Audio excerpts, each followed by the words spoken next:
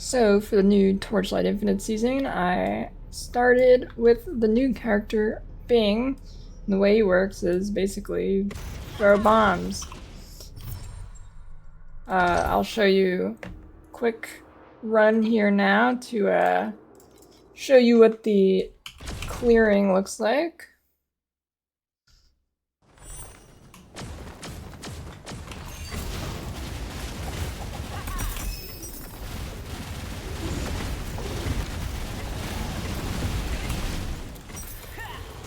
Note my gear is still pretty bad, and I have quite a few levels more to go, so this is not the final product. I'll upload another video when I min-max it more.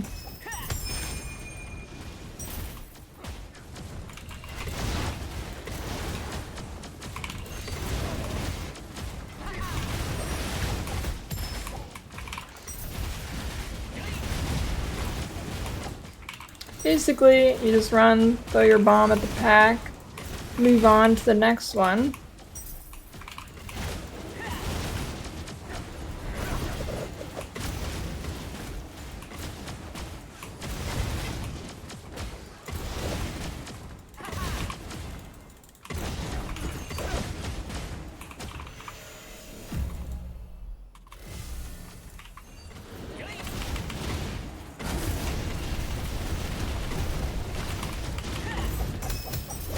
There we go.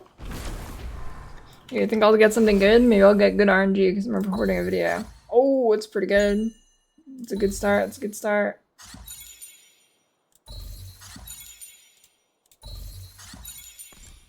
think I should greet it. GG.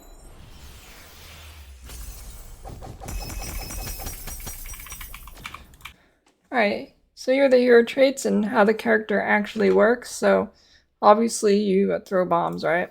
So the way you get more bombs, which in turn increases your damage, is through attack and cast speed. Every 100% of either attack or cast speed, you get +1 bombs.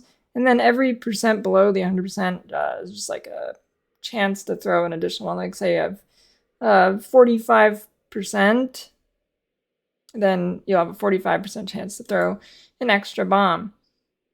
And then attack and cast speed also give you more damage.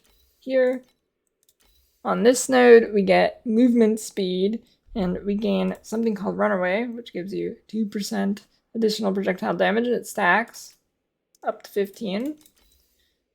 Now this one, I mean, a lot of choices in this trait.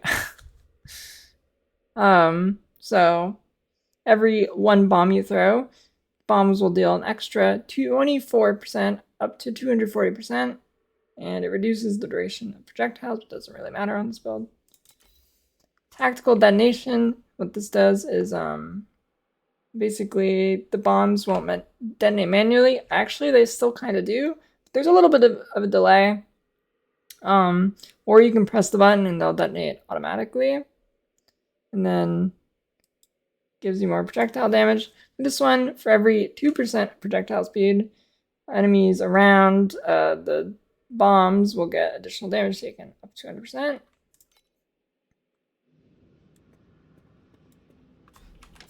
Let's look at the passives here. I'll start with the big nodes. I'm not going to go through these too much. I linked in the description the passive trees on like the max roll build planner thing. Recommend you look at that, obviously. Or you can look at the video and I'll scroll through them a little bit if you'd rather do that. So we go tenacity here for tenacity blessings. Now, later on, that's going to change a little bit. You'll see why.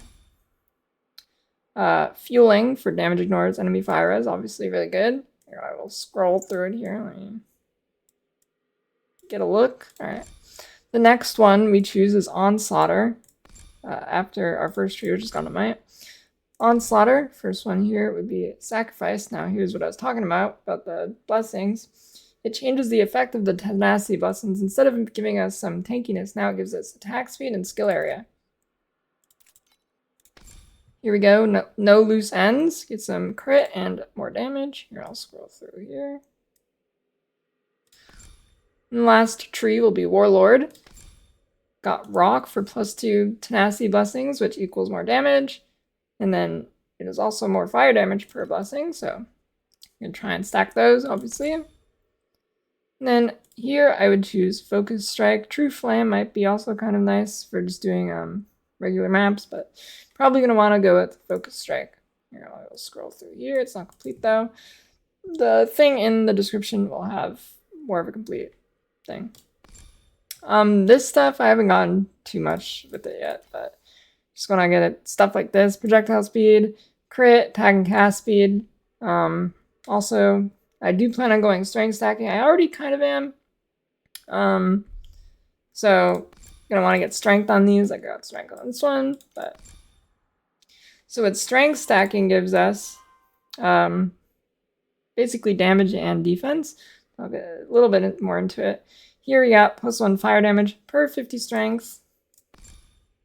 Here we got max life per strength. On this one, we got 1% chance to deal double damage per 100 strength. Obviously, you can see that gets pretty good. I've not made the full build for like the end game strength stacker, so that's something I'll have to do. I'm just starting it out now. It's more of a beginning of the season character right now. Obviously, it's the beginning of the season.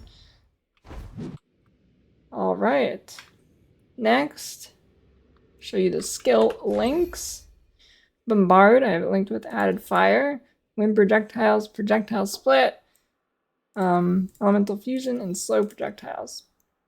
These 5 are essentially just more damage multipliers.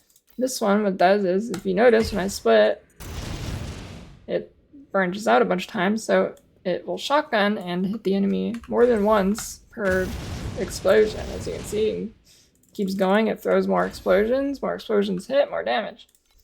Life source, I've got emergency restoration, berserk, residues, armor infusion. I'm actually out of energy right now, so I need to fix one of my pieces of gear, but I also have these linked. This will be in the build planner too, this will be included. Rocket jump, quick mobility, periodic burst, fixate, Mass Effect Mania, burst of anger, Mass Effect, well fought battle, and I would also use Mania here, and on fixate I would also use well fought battle if I had the energy, but I do not yet. Here we got precise projectiles. Here we got flame imbue, curse on a hit with scourge, maybe eventually increasing my curse limit and putting another curse there. Could also, once I have more mana, or energy rather, could put all the small auras on, like rejuvenation, the movement speed one. All right. That is that. Here, I will show you my target dummy damage right now.